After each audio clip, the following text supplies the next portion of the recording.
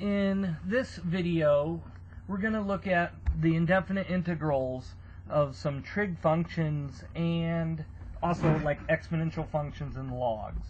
Just some real basic integrals. And really what we're interested in here is kind of the reverse of the derivative of the trig functions.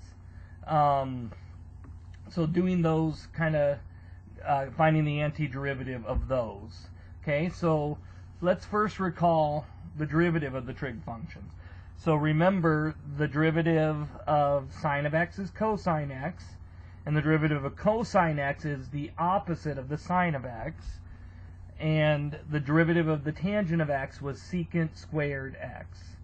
Okay, now the derivative of secant squared x, or I'm sorry, the derivative of secant of x was secant x tangent x, and the derivative of cosecant of x was the opposite of cosecant x, cotangent x, and then the derivative of cotangent x is the opposite of cosecant squared x. So those were the derivative of those 6 trig functions. Okay, and some of these over here are a little strange. If you study this long enough, you'll start seeing some patterns, like the tangent and cotangent are similar. Okay, they're the secant squared, cosecant squared, but the cotangent has an opposite. The tangent is positive, just like these, opposite and positive.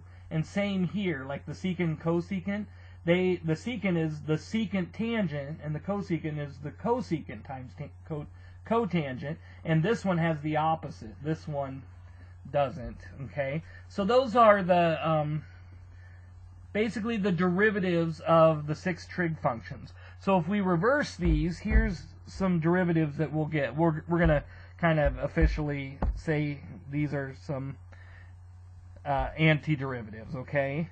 So basically the antiderivative of cosine x, it's like going backwards here, okay? So the antiderivative of cosine x is just the sine x plus c. Because if you took the derivative of sine x, you'd get the cosine x, right? And then the plus c goes away. Okay, but if you did the antiderivative of the sine of x, okay, you're not going to get cosine x. You're going to have to get the opposite of cosine x. Okay, because if you took the derivative of cosine, you get the opposite of sine, and that would cancel out the negative here, leaving you with just the sign. Okay, so kind of like one is opposite of the other, same here. Okay, but it's like this. And then the antiderivative of the secant squared, so here we got the secant squared x. Okay, the antiderivative of that would just be the tangent of x plus c. Okay, so that's kind of weird. We're not getting the derivative of just this. We're not getting the antiderivative of just the secant of x, but the antiderivative of the secant squared x, which the antiderivative of that is the tangent. Okay, we're just reversing these derivatives at this point. That's all we're doing. So if I reverse these in a similar way that I did over here, I would get the antiderivative of, this would be like the secant x tangent x.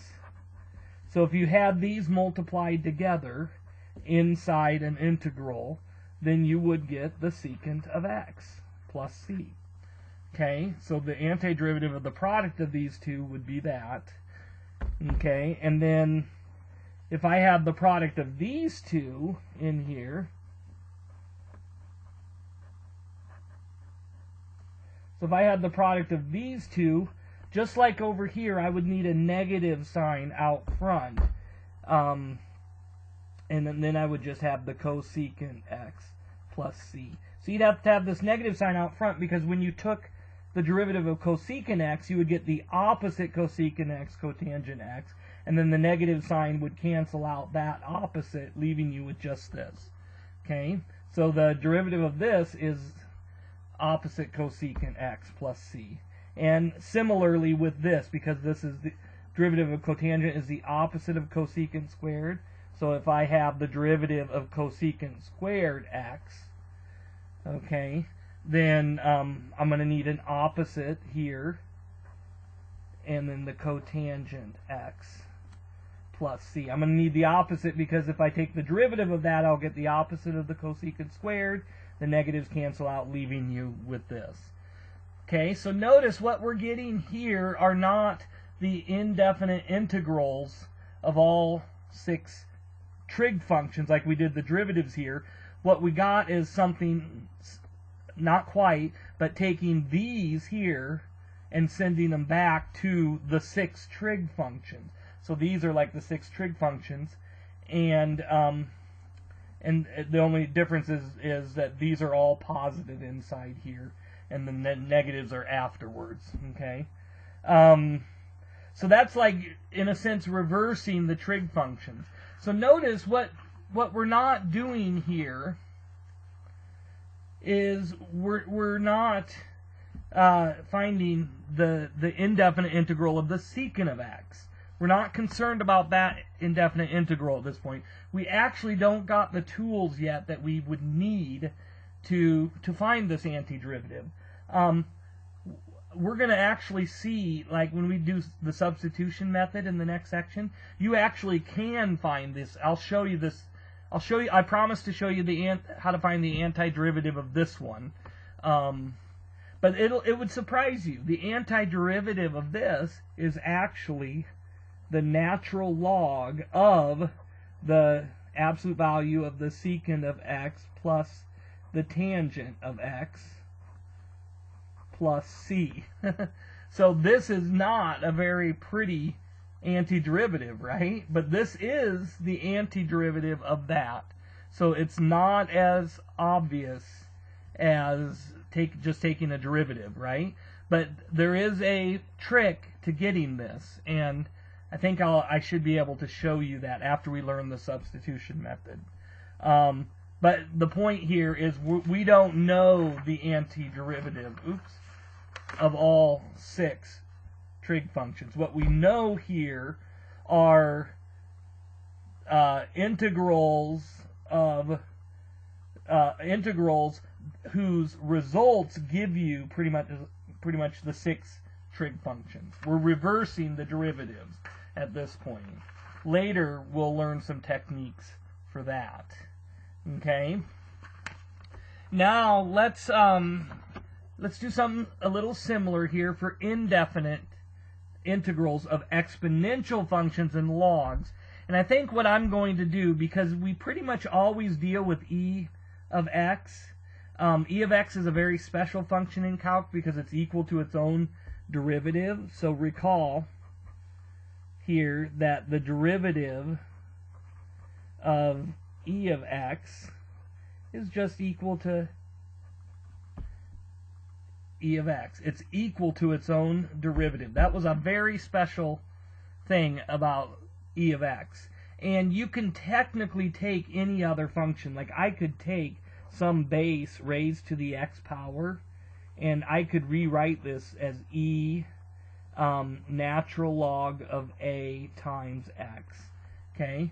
And the reason you can do this is because if you have a product of 2 exponents, then you're basically taking this and raising it to the x power, and e to the natural log of a would be a, and then you're raising that to the x power.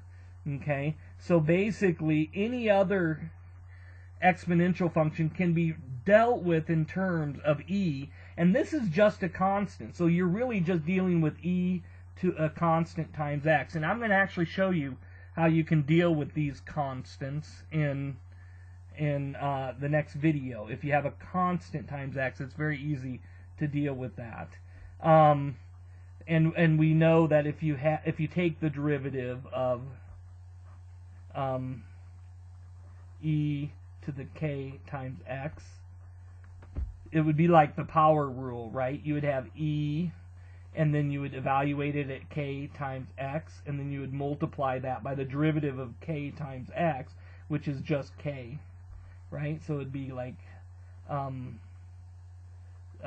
k times e to the k times x. That's using the chain rule. So basically, we're just going to worry about e to the x and the natural log of x, because something similar could be done with the natural log. So we're just going to concentrate right now on these two. And if you remember, the derivative of the natural log of x was actually just 1 over x. Okay? And so, reversing these,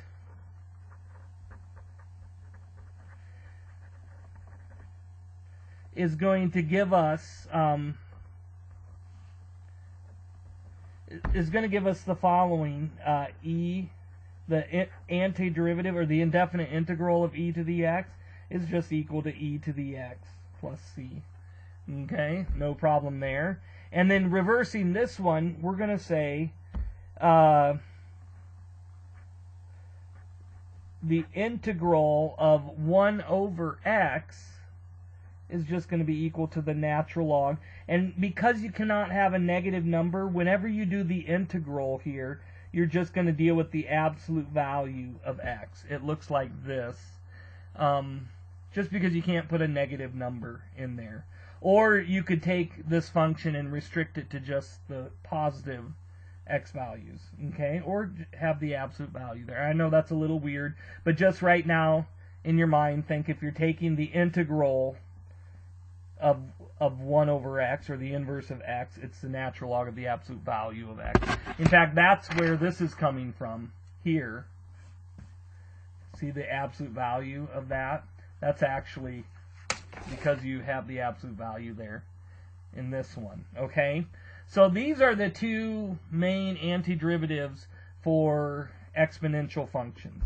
Now, before we finish this video here, I want to just make one more point here, and that is, isn't this just another power? I mean, couldn't I just use the power rule, right? And if I do that, I'm not going to get this, right? Well, let's see what happens. This is another power. This would be x to the negative 1 dx. And now look what happens. This would be x to the n plus 1 over n plus 1, but the n plus 1 is negative 1. And so if I actually took this and added 1 to this, I would get 0. X to the 0 over 0 plus c. Nope. Something breaks down here, and when you have 1 over x, the antiderivative is the natural log of x. And there's a very special thing about that 1 over x, and it's actually a dividing line. Like when you go to Calc 2 and you learn about summing up infinite series, it's almost this dividing line where when it's 1 over x kind of divides the things that converge with the things that don't converge. Don't worry about that till you get to Calc 2. But what I was going to say is really the power rule should be stated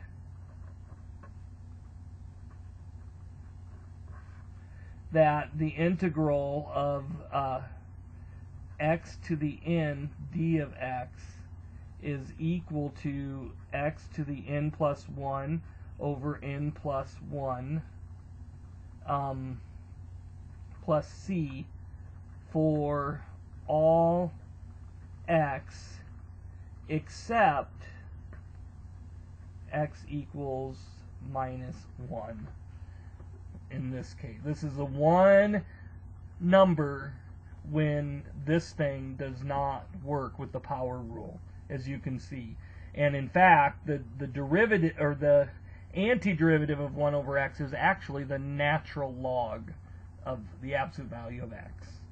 Okay, so that's the indefinite integrals that we're going to do right now for trig functions, and indefinite integrals and exponential functions. And you're going to get a chance to use these more in the next video and in the next section that we're going to do on substitution.